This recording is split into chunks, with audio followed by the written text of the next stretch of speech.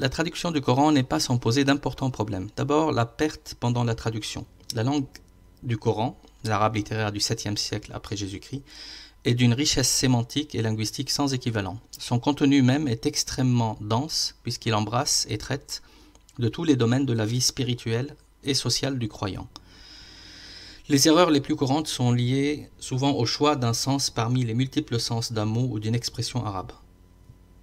On parle alors de rétrécissement du sens ou d'omission, chaque verset du Coran pouvant contenir lui-même une pluralité de sens.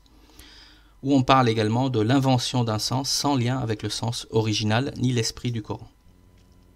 Il y a ensuite la difficulté de traduire la culture et les schémas de pensée présents au sein du monde dit musulman.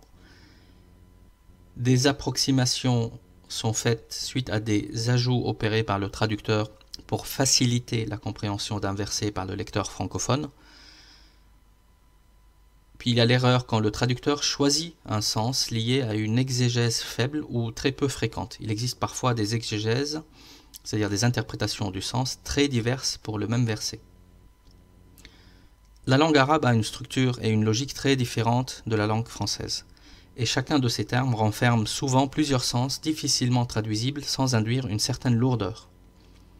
Comment retranscrire les rimes et les assonances d'un livre qui a vocation à être récité et psalmodié?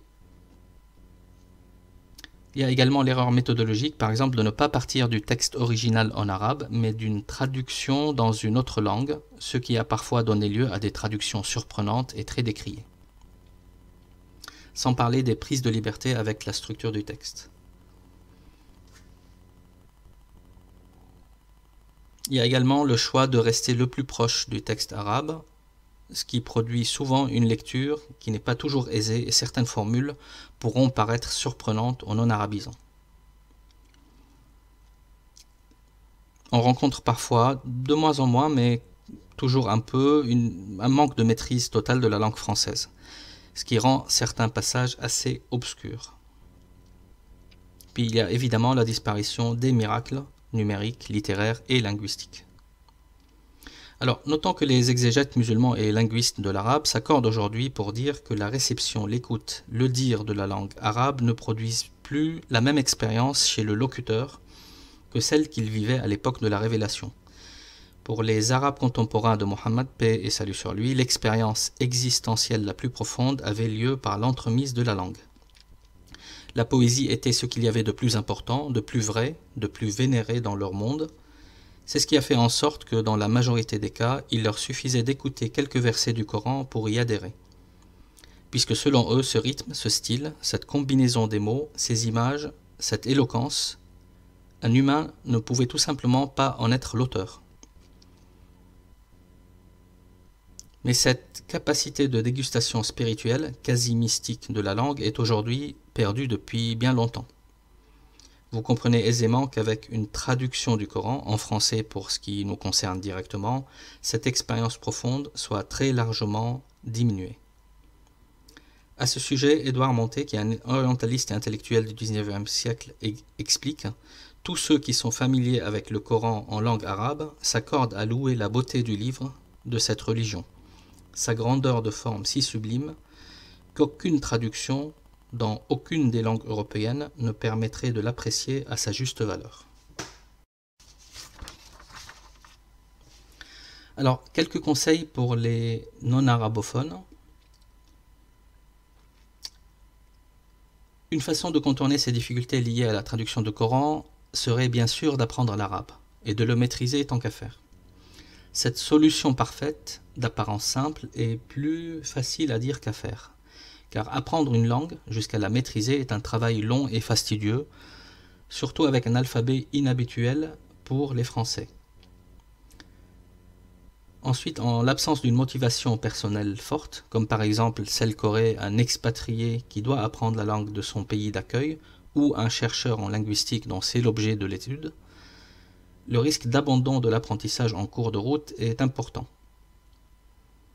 Mais suivant le principe « ce qui ne peut être réalisé totalement ne peut être délaissé entièrement », les traductions sont indispensables à la compréhension du Coran.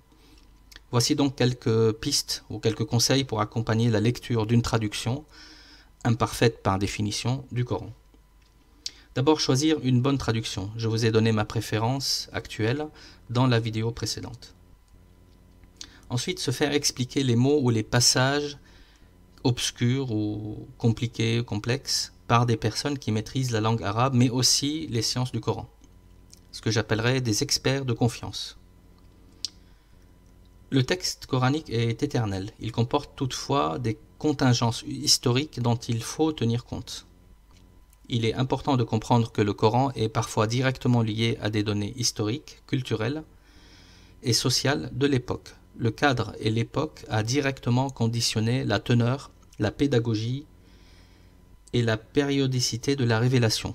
Tenir compte des contextes de révélation permet d'appréhender les contextes d'application ensuite de ces versets. L'étude du Coran ne peut se dissocier de la connaissance de la vie du prophète Mohammed, paix et salut sur lui. Ce dernier représente l'expression vivante du Coran. Sa vie a évolué au gré des révélations successives. Elle est en ce sens l'application la plus concrète du message révélé. En outre, elle définit, éclaircit et complète les versets révélés.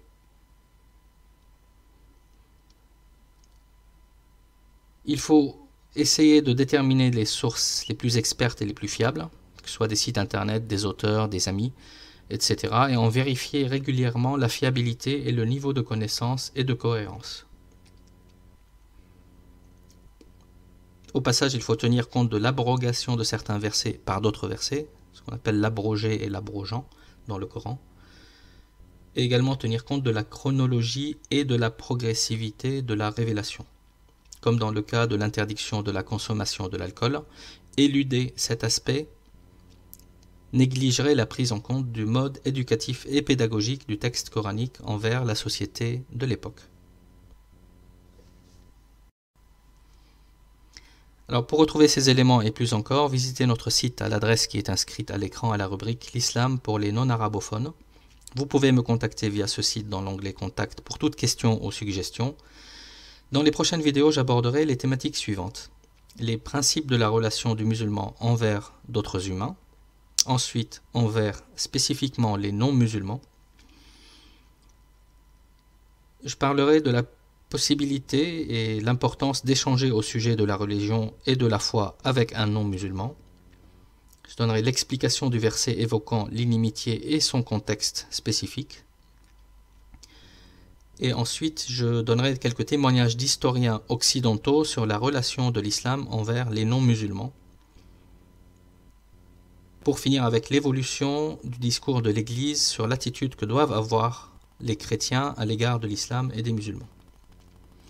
Et pour être informé de la disponibilité de ces prochaines vidéos, vous pouvez vous abonner à la chaîne et si le contenu vous a plu, diffusez ces vidéos auprès des gens que vous aimez.